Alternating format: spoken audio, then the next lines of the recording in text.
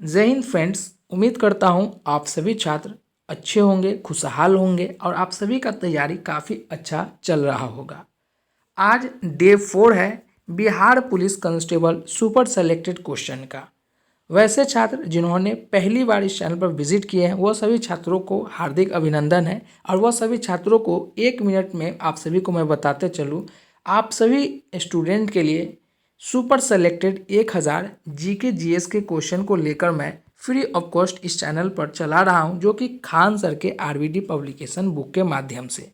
ये पूरा का पूरा फ्री ऑफ कॉस्ट है और सभी के सभी एग्ज़ाम के पॉइंट ऑफ व्यू से काफ़ी ज़्यादा महत्वपूर्ण है। जैसे कि आप सभी का एग्ज़ाम 24 सितंबर से होने वाला है, तो आप सभी की तैयारी काफ़ी तेज़ी से होनी चाहिए और यह सभी जो क्वेश्चन मैं आप सभी के लिए करा रहा हूँ, ये सभी एग्ज़ाम के दायरे में रहकर काफ़ी ज़्यादा महत्वपूर्ण है। तो चलिए बिना समय गंवाए यह सभी क्वेश्चन को कर लेते हैं।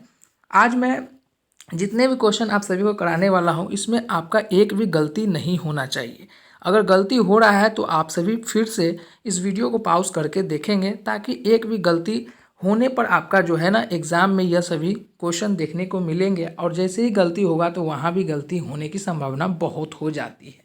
चलिए सवाल नंबर 25, सूक्ष्म जीवीय रोग का उदाहरण जिसका स्थानांतरण लैंगिक संपर्क से होता है।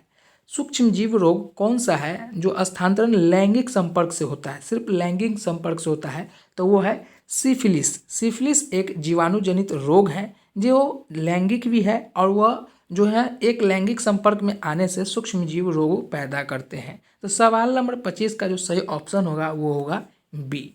अगला प्रश्न को देखते हैं। अगला प्रश्न आपसे क्या पूछ रहा है? सवाल नंबर 26, विश्व स्वास्थ्य दिवस 2022 की थीम क्या है? विश्व स्वास्थ्य दिवस 2022 की थीम क्या है? ये जो है करेंट अफेयर का आपका क्वेश्चन है, काफ़ी इंपॉर्टेंट भी क्वेश्चन है। विश्व स्वास्थ्य दिवस 2022 की थीम था हमारा ग्रह हमारा स्वास्थ्य, आवर प्लानेट आवर हेल्थ का। और यहाँ पर एक चीज़ और भी आपसे पूछ सकता है कि विश्व स्वास्थ्य दिवस कब मनाया जाता है, ये भी आप सभी को याद होना चाहिए। विश्व स्वास्थ्य दिवस जो है आप सभी को 7 अप्रैल 2022 को मनाया जाता है, तो ये भी आप सभी को याद होना चाहिए। चलिए अब अगला प्रश्न को देखते हैं। अगला प्रश्न आप सभी से क्या पूछ रहा है? सवाल नंबर 27, सर्वप्रथम भूगोल शब्द का प्रयोग किसके द्वारा किया गया है? सर्वप्रथम भूगोल शब्द का प्रयोग किसके द्वारा किया गया है? तो वो जो है एरेटोस्थेनीज के द्वारा किया गया है। एरेटोस्थेनीज के द्वारा किया गया है। सवाल नंबर 27 का जो सही ऑप्शन होगा वो होगा बी। और यहाँ पर ऐसे भी आपके एक क्वेश्चन पूछे जाएंगे, एरोस्थेनीज क्या थे? तो वो एक वैज्ञानिक थे, किसका? गणितज्ञ का। गणितज्ञ के वैज्ञानिक इरेटोस्थेनीज थे। सवाल नंबर 27 का जो सही ऑप्शन होगा वो होगा बी। चलिए अब अगला प्रश्न को देख लेते हैं। अगला प्रश्न आप सभी से क्या पूछ रहा है?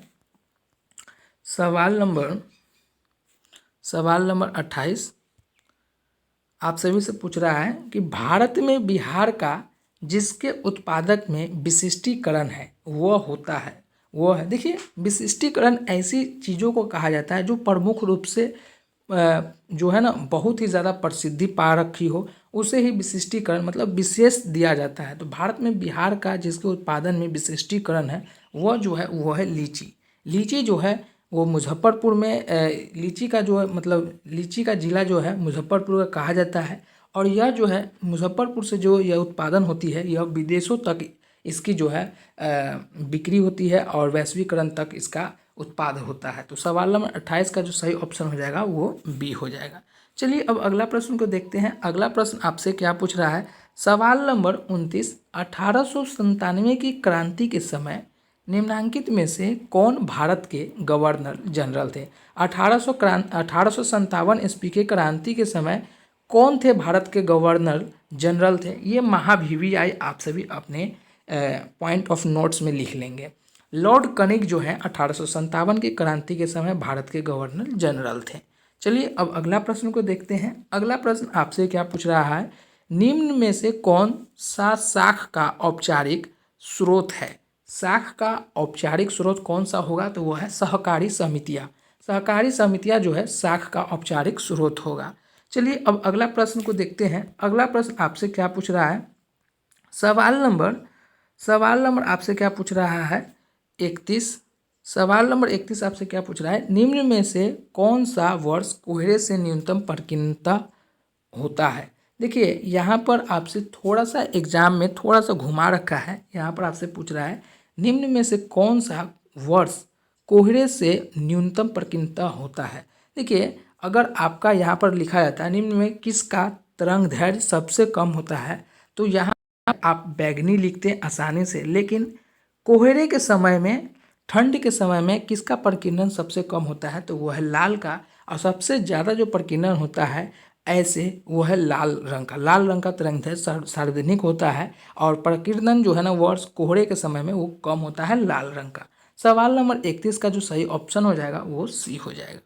चलिए अब अगला प्रश्न को देखते हैं। अगला प्रश्न आपसे क्या पूछ रहा है, अगला प्रश्न आपसे क्या पूछ रहा है, सवाल नंबर 40, खाद्य श्रृंखला का प्रथम पोषण स्तर निर्मित होता है। तो देखिए खाद्य श्रृंखला का जो है ना सबसे पहला होगा वो होगा खाद्य श्रृंखला, दूसरा होगा शाकाहारी, तीसरा होगा मांसाहारी। यह पोषण का जो है स्तर है। पोषण स्तर जो है वो 3 प्रकार का है। वो है खाद्य श्रृंखला, तो खाद्य श्रृंखला उत्पादक का द्वारा हो जाएगा, लेकिन खाद्य श्रृंखला दूसरा होगा शाकाहारी, तीसरा होगा मांसाहारी। ये पोषण का 3 स्तर है। तो खाद्य श्रृंखला का प्रथम पोषण स्तर निर्मित होगा वो होगा उत्पादक के माध्यम से। चलिए अब अगला प्रश्न को देखते हैं। सवाल नंबर 41 आपसे क्या पूछ रहा है, सवाल नंबर 41, निम्नलिखित में से कौन सा इमल्शन का उदाहरण है। इमल्शन का उदाहरण है वो है मिल्क, मतलब दूध है इमल्शन का उदाहरण। सवाल नंबर 41 का जो सही जवाब होगा वो होगा सी। चलिए अब अगला प्रश्न को देखते हैं। सवाल नंबर 42, विश्व मधुमेह दिवस कब मनाया जाता है। ये काफ़ी ज़्यादा महत्वपूर्ण है, इसे आप सभी छात्र याद रखेंगे। विश्व मधुमेह दिवस जो है 14 नवंबर को मनाया जाता है। 25 सितंबर को हम सभी छात्र जो हैं अत्यादश दिवस मनाते हैं। 4 फरवरी को जो है कैंसर दिवस मनाते हैं, विश्व कैंसर दिवस मनाते हैं। और 9 जनवरी को जो है भारतीय प्रवासी मजदूर दिवस मनाते हैं। 9 जनवरी को भारतीय प्रवासी मजदूर दिवस मनाते हैं। 25 सितंबर को जो है अत्यादश दिवस मनाते हैं। 14 नवंबर के डायबिटीज़ डे मनाते हैं। 4 फरवरी को जो है कैंसर डे मनाते हैं। चलिए अब अगला प्रश्न को देखते हैं। अगला प्रश्न आपसे क्या पूछ रहा है, सवाल नंबर 43, नीति आयोग के वर्तमान उपाध्यक्ष कौन है। नीति आयोग के वर्तमान उपाध्यक्ष कौन है, सुमन बेरी जो है नीति आयोग के वर्तमान अध्यक्ष है। अगला क्वेश्चन है सवाल नंबर 44, गांधी शांति पुरस्कार के नवीनतम विजेता कौन है। गांधी शांति पुरस्कार क्या है, एक शांतिपूर्ण जो है यह पुरस्कार है। ये नवीनतम विजेता शुरू में कौन ये विजेता पाए थे, तो वो जो है बांग्लादेश जो है गांधी शांति पुरस्कार के प्रथम जो है वो विजेता है। चलिए अब अगला प्रश्न को देखते हैं। अगला प्रश्न आपसे क्या पूछ रहा है, सवाल नंबर 45, एटीपी के अंतस्थ फॉस्फेट संलयन बंध को जल द्वारा खंडित होने पर कितनी तुल्य ऊर्जा मोचित होती है। ये भी मोस्ट वीवीआई क्वेश्चन है, इसे आप सभी लोग अपने नोट्स में ज़रूर लिखेंगे। 32.5 kg प्रति मोल जो है ये आप सभी लोग स्टार्ट में रखेंगे। ये जूल आपको तुल्य याद रखना है। एटीपी के अंतस्थ फॉस्फेट संलयन बंध को जल द्वारा खंडित होने पर कितनी तुल्य ऊर्जा मोचित होती है, तो 32.5 kg के जूल प्रति मोल होता है। ठीक है, तो सवाल नंबर 45 का सही ऑप्शन हो जाएगा, वो होगा बी। अगला प्रश्न को देखते हैं। अगला प्रश्न आपसे किस प्रकार क्या पूछ रहा है, सवाल नंबर 26, केंद्रीय तंत्रिका तंत्र निर्मित होता है। केंद्रीय तंत्रिका तंत्र मतलब समझिए, केंद्रीय तंत्रिका तंत्र उसे हम कहते हैं जहाँ से हमारे सभी शरीर के पूरे अंग का, मतलब मस्तिष्क हो गए, वहाँ से आँख, नाक, सभी का जो है ना एकजुट कनेक्शन हो, वहाँ से हमें सिग्नल प्राप्त हो, उसे को हम केंद्रीय तंत्रिका तंत्र कहते हैं। तो वो केंद्रीय तंत्रिका तंत्र निर्मित होता है कहाँ, तो वो होता है मस्तिष्क एवं मेरुरज्जु द्वारा। मस्तिष्क एवं मेरुरज्जु द्वारा जो है केंद्रीय तंत्रिका तंत्र की द्वारा निर्मित होती है। सवाल नंबर 46 का जो सही ऑप्शन होगा वो होगा सी। चलिए अब अगला प्रश्न को देखते हैं। अगला प्रश्न आपसे किस प्रकार और क्या पूछ रहा है, सवाल नंबर 47, निम्न में से कौन सी समिति चुनाव सुधारों से संबंधित नहीं है।